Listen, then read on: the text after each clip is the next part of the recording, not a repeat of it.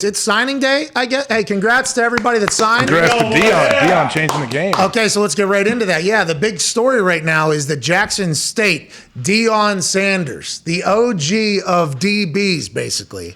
And the reason why the Florida State defensive backs kind of standard became because he was the first shutdown. I believe it was called cat coverage. I got that cat right there, and I'm going to lock this thing down. He would obviously go on to play baseball at a high level. One of the greatest, in a conversation amongst like 2-3 people, greatest athlete to ever exist, Deion Sanders. OG to everybody, mentor, leader, gets into the college football coaching world, and somehow, some way has fully committed to this with all the other opportunities that Deion Sanders has to be Deion Sanders. Deion Sanders is good at everything. Has fully committed to Jackson State into being a head coach in college, recruiting, teaching, turning a program around. And today is a monumental day. Snags the #1 recruit DB in the country, Travis Hunter, who took his Florida State hat off at signing day. So Mike Norvell thought he was getting Travis Hunter. Holy hell, #1 DB in the country is coming to Florida State. Let's turn this thing around. We stunk for a while. Our stadium was on fire. We're kind of having a good season. We're really turning this thing around. This guy will be huge for us.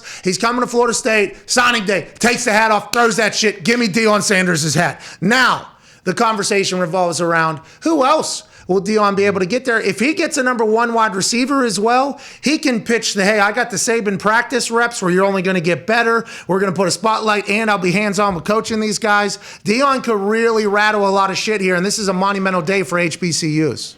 Well, yeah, it is, but it's because also he's going to be able to pay this kid legally with the NIL deal. Isn't Barstool involved somehow to where they're going to give an NIL deal to this kid? Well, I think that's brilliant. I think it's smart. This is Deion Sanders. Absolutely genius. It changes everything, I feel like. $1.5 million. Yeah, because Deion's Barstool sports employee still making content, which was an incredible hire over there, by the way. And going through the entire process, because I think Dana Beers, right? Yep. Booze. Yep. What? And others, we saw a lot of clips and a lot of time was made in following Deion in his first year down there. Incredible content was made. And Deion, it feels like he was made for everything. It just feels like.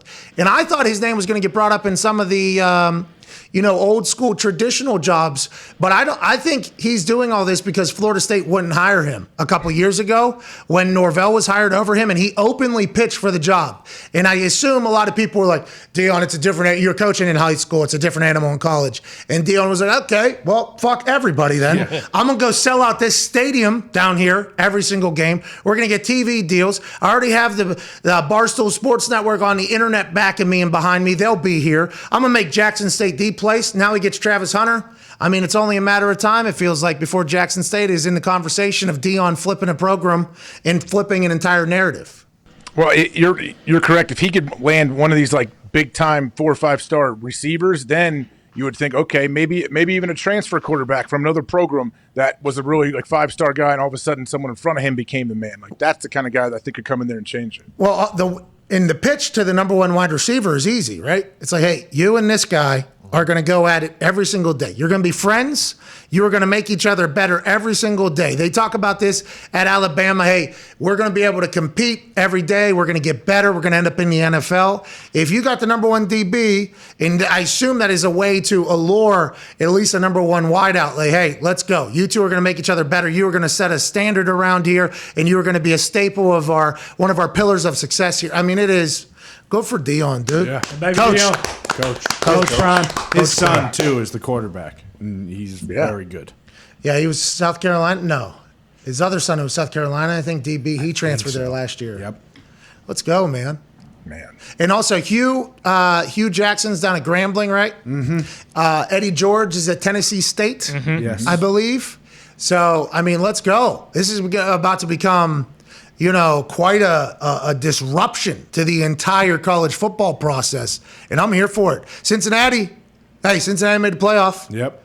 They're not one of the. How come one of these other schools from another division or another conference, if they have the team and they're going to have the spotlight and the ability to generate buzz and talent, maybe someday Deion keeps getting these incredible recruiting classes, the entire game's changed forever. Yeah, like if he schedules a big school and they, keep it close or even beat them, and I don't know which school would want to do that. Not that this guy who's a freshman will be able to beat these big. We're not saying no. But like Deion's team as a whole, like if Yeah. they can compete with one of those ACC or SEC or Big 12. Big Ten schools, like that would be huge for the league as itself. Deion's gonna get offered a big job, though, don't you think? Probably after this year. Well, that's what I was about to say. When Coach Prime said, "I want to go coach at Florida State," I think West Virginia should have said, "How about West Virginia? Come on." Yeah. Neil Brown's trust to climb. Do you trust it still? I'm trusting it. I think he's a good guy. Still climbing, or are you guys resting out at the campsite? We did. We did take a little snooze. There was a big storm coming. They made a bowl game this year, didn't they? Yeah. Where they going down to again? They're playing Minnesota. I can't remember. No, they're in Arizona. Okay, it's the Big Cactus Bowl. Nice. That's a good bowl, though. It is. It's The Rotel Big Cactus Bowl. Well, so that's the thing. Their social media, WVU Football, at WVU Football, who I follow and keep updated, and shout out to them. We signed a punter out of Australia, by the way, 19-year-old. Let's go, cuz. Hit some big balls. We can't wait to see it. But they tweeted, when the announcement of the bowl game happened, hey, we have good times in the desert or whatever, They had one picture of Bill Stewart and Pat White, when we won the fucking Fiesta Bowl. Sure. Big one. And then they had 3 photos of the Motel 6 Cactus Bowl from the different teams in 2016. It was Motel 6 is a nice hotel chain, though. Listen, I've stayed there. Yeah. Okay, there ain't no knock on that. But the fucking Fiesta Bowl, dude, what are we doing? Why are we doing this? Why is this happening? And that was just, I looked at the thing and I'm like, what about Reed Williams? Okay, Moorfield, West Virginia's finest. He probably got 7 concussions in that game. Was the defensive MVP of that game, talking to Chris Rose on Planet 75. Yeah. He's one of West Virginia's finest, one of the greatest dudes. That photo couldn't make it up there, no, but the Motel 6 Bowl could. Like that, I think, is the issue with. And I'm not getting into too big of a gripe because I haven't been back to Who's West playing? Virginia. Playing Minnesota, dude. PJ Fleck. Come on. We're rowing a boat out there, dude. Congrats on making a bowl game, both of them. All right, Ohio State. Yeah, for sure. Yeah. PJ did an awesome move for this bowl game. What'd he do?